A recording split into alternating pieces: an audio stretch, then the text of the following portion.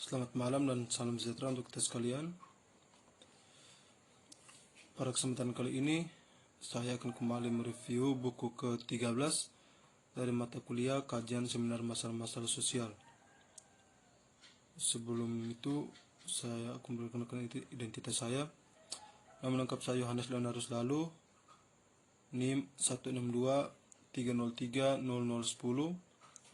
dari kelas A regular sore semester 9, Fakultas Ilmu Sosial dan Ilmu Politik, Program Studi Sosiologi. Buku yang ke-13 ini dengan judul Konstruksi Masalah Sosial dan Dampaknya Terhadap Program dan Respon Kebijakan. Sekilas tentang kebijakan sosial. Untuk memahami lebih jauh tentang kebijakan sosial sebagai salah satu bentuk respon terhadap masalah sosial, setidaknya pada level konsep perlu dilakukan pembahasan berbagai dimensi tentang kebijakan sosial itu sendiri.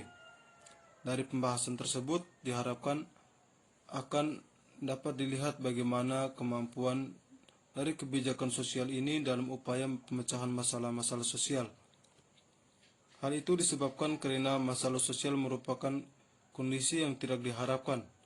Dengan demikian, dibutuhkan upaya untuk melakukan perubahan, perbaikan, atau pemecahan masalahnya.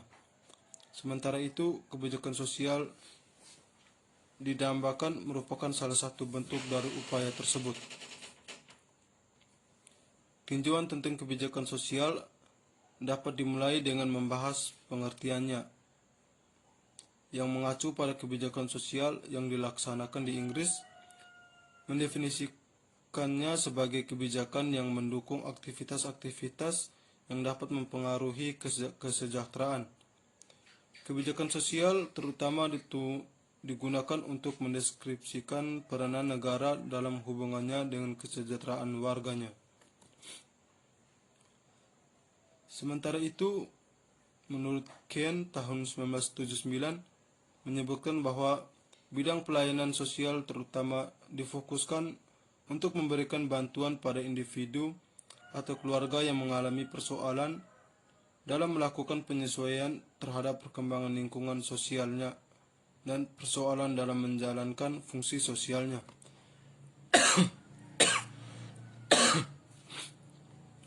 Bidang ini disebutnya sebagai pelayanan kesetaraan sosial yang lebih fokus pada sasaran individu dan keluarga. Dalam lingkup yang lebih inklusif, pelayanan sosial juga diwujudkan dalam bentuk berbagai program, terutama income maintenance, termaksud jaminan sosial, program pelayanan kesehatan, pendidikan, perumahan, dan ketenagakerjaan. Apabila cakupan kebijakan sosial sekedar dipahami sesuai pengertian berdasarkan definisi-definisi tersebut, maka substansinya lebih terbatas pada aktivitas yang ditunjukkan kepada penyandang masalah sosial. Pemberian pelayanan yang meliputi bidang-bidang The Big Five tersebut tidak menjangkau tindakan yang berkaitan dengan perubahan data transformasi struktural. Oleh sebab itu, kebijakan sosial dengan cakupan seperti itu tidak akan mampu menjangkau penanganan masalah sosial yang sumber masalahnya berasal dari level sistem.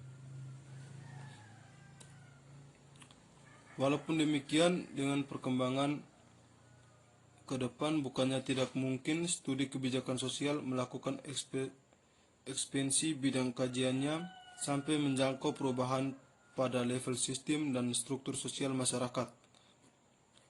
Hal ini paling tidak didasarkan pada dua pertimbangan, yaitu yang pertama, konsisten dengan pemahaman bahwa kebijakan sosial adalah respon terhadap masalah sosial. Oleh karena sumber masalah sosial dapat berasal baik pada level individu maupun sistem, maka sebagai respon dalam bentuk upaya pemecahan masalah sosial, yang komprehensif, kebijakan sosial harus mampu menjangkau kedua sumber tersebut. Pertimbangan yang kedua adalah dalam kenyataannya bidang kajian kebijakan sosial ini dari waktu ke waktu kecenderungannya juga mengalami perkembangan dan perluasan sebagaimana yang sudah dikemukakan speaker yang sudah dikutip sebelumnya. Dengan melakukan perluasan ruang lingkupnya, kebijakan sosial juga dapat berisi upaya untuk mengelola bahkan melakukan perubahan terhadap struktur dan jaringan relasi sosial. Dengan demikian, pemikiran dan gagasan untuk memperluas cakupan studi kebijakan sosial menjadi sangat penting apabila kebijakan sosial ingin ditempatkan sebagai salah satu andalan bagi upaya pemecahan masalah sosial. Upaya tersebut juga dapat memberikan jawaban atas kegelisahan berbagai pihak yang digunakan sebagai entry point tulisan ini, bahwa upaya penanganan masalah sosial dengan sasaran hanya kepada para penyandang masalah ternyata tidak membawa dampak yang signifikan bagi berkurangnya tingkat prevalensi penyandang masalah.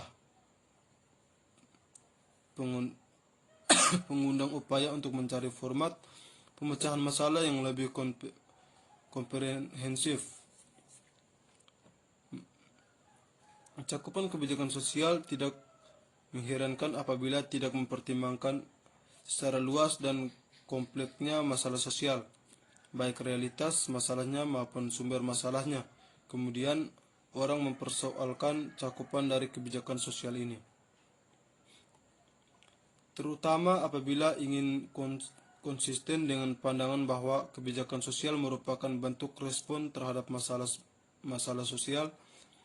Apabila kebijakan sosial didefinisikan sebagai respon oleh negara dan sumber masalahnya diyakini berasal dari sistem dan struktur yang kurang berkeadilan, maka agresinya dapat dilihat dari kenyataan bahwa upaya untuk merubah kondisi kehidupan masyarakat yang kurang adil dan timpang seringkali membutuhkan campur tangan negara.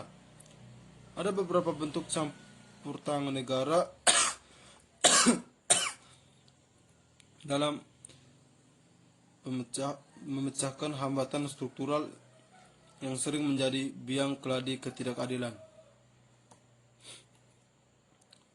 Pertama, melalui kebijakan yang secara langsung berdampak pada terjadinya transformasi struktural, seperti kebijakan reforma agraria. Kedua, melalui berbagai regulasi dan fasilitas yang memungkinkan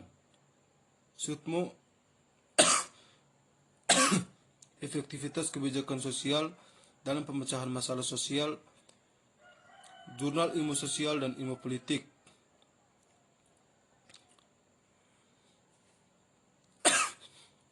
Tujuan kesejahteraan dapat tercapai apabila sistem yang ada mampu mewujudkan efisiensi dan pemerataan pelayanan sosial. Campur tangan negara dalam bentuk kebijakan sosial yang mendorong terwujudnya retribusi tersebut didasarkan pertimbangan bahwa dalam kehidupan masyarakat selalu dijumpai kenyataan bahwa berbagai komponen dalam sistem sosial tidak memiliki kepekaan atau kemampuan respon yang sama terhadap peluang kesejahteraan. Tidak jarang kepekaan yang tidak sama tersebut disebabkan karena faktor struktural dan institusional.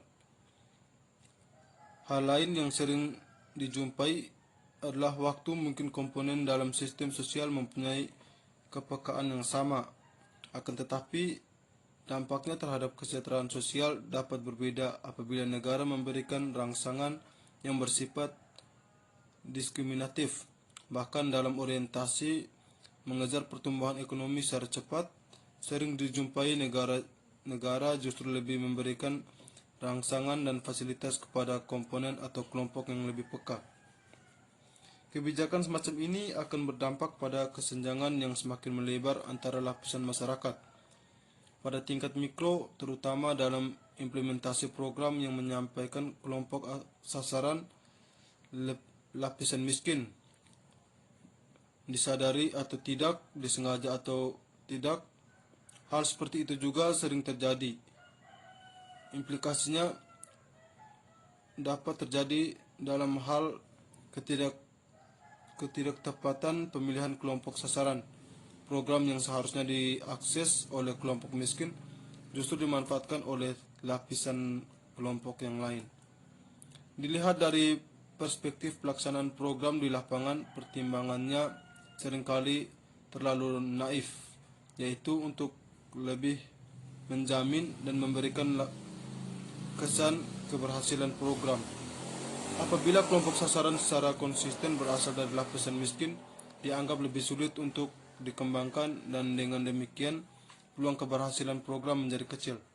Pelaksanaan program lupa bahwa keberhasilan program pengentasan kemiskinan adalah apabila berhasil mengangkat kelompok miskin dari kondisi yang melilitnya.